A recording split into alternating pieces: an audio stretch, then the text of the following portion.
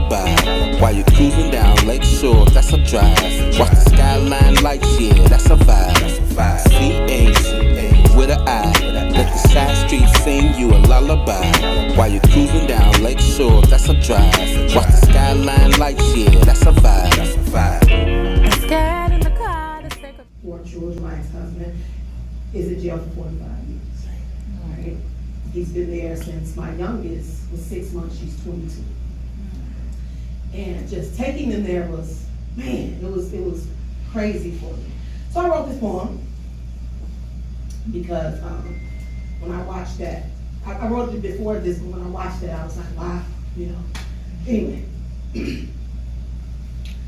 although they didn't ask, I felt the need to explain why Daddy was gone. Why moments spent was so far few in between, far away.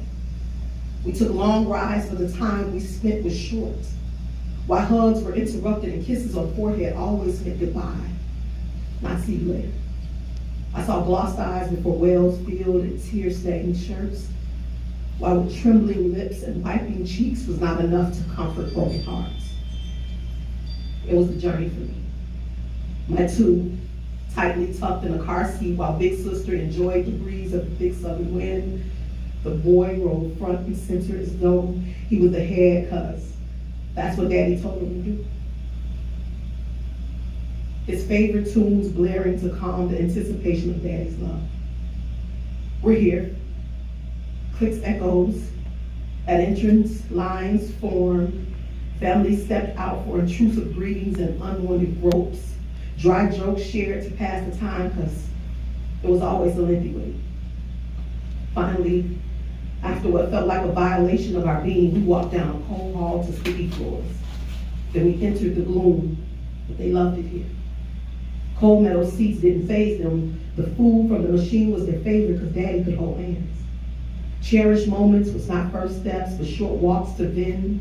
He surrendered to wishes with drops of jelly beans and popcorn. The unwrapping of the Twinkie was equivalent to pulling ribbons under Christmas trees. Daps with Daddy was like him cheering his only son from baseball stands. He longed to hear the cry so he could cease the moment to play hero. A soft shh and permission to lift it for embrace granted, but only to keep order. Arms wrapped tightly around his firstborn, a squeeze that Daddy never wanted to end. I know he cried inside, but the only thing visible to her was his cape, and she felt safe. He pacified her with whatever was allowed, a single crayon and a blank page. He cradled his youngest and planted ever kisses on her forehead, her hands, and her cheeks.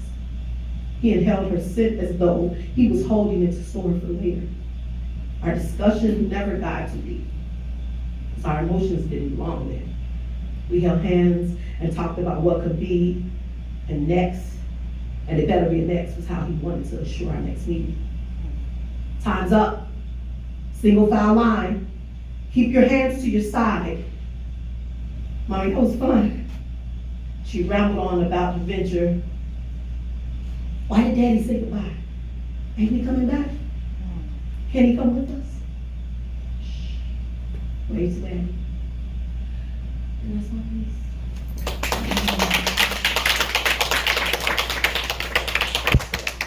And I'm soaking up your toxic ways for days. Then these false accusations and claims, they start this downpour of name calling, line crossing, and high emotion. See, reasoning with you, it's like trying to swim across the ocean. And your shark-like instincts, they sniff out my vulnerability, or you're flashing your teeth, calling me a treat because I'm your latest feast. And you can't wait for me to bleed so you can feed. You know how to haunt me, and you're attacking me ever so bluntly, making waves so overwhelming, keeping me between a rock and a hard place, while verbally slapping me in the face. And I react in a haste, wondering if it's blood that I taste, or the reality of how much time I waste. But I can't yet evade you, because my insecurities, they crave you. I'm just dying to hear how you disapprove while you're simultaneously making me your food and you're begging me not to leave. And I'm in total disbelief because is this all that we could achieve? And my self-esteem, it gets scattered like the leaves blowing in the wind, like your words that blow past me that makes my eyes water again and again. And my shortened breaths, they extend because I despise you. And you go out of your way to disguise you. And so I shrink. And I rewire the way that I think, and I adjust to your perception while I'm ignoring your misdirections while you cut me, then rub salt in my wounds. I want to chisel out your tomb while you're dancing around like it's a saloon, cause I watch you get high like noon. I just be praying that it's over soon, cause those cold cans of liquid courage and those warm shots of justification, they send your filter and consideration on vacation. And there's no arbitration, and so you hold no bars when it's time to point out my scars, my imperfections or my quirks. See, you insensitive, condescending jerk. I knew this wouldn't work. Cause those intoxicated kisses and strokes, they eventually leave my sober heart broke. Why? Why did you put my virtue in danger when we could have stayed strangers? Instead, you just transfer your anger, twisting my perception like wire hangers, and I'm stressed, depressed, and compressed, and I get too tired to cry, and I'm too embarrassed to leave, and so I find myself outside or in between of what seems like the more you seek, the more I hide. We tried, but we collide, and the heat in this house, it has surpassed bliss. This stove is hot and I'm gaslit, because when we fight, you gaslight, and I'm filled with disgust, and I'm so ready to combust, because I'm simultaneously looking for reasons to stay and leave us, because this is not enough, yet I have had enough. Oh, they so dope and stuff. I love them.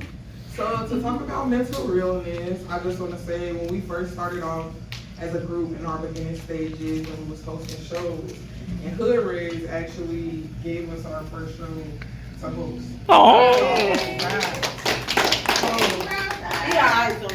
don't know if, well, I know Hood Rays remember this, but in the midst of the show, I got a phone call because my brother posted on Facebook, and he said basically in so many words that he was committing suicide. So my best friend Paulette was in the car with me, her mom was in the car with me, my sister was in the car with me, and at that point I was like, I knew that something was wrong, but I was like still trying to be able to host the show, still trying to be there for my sister.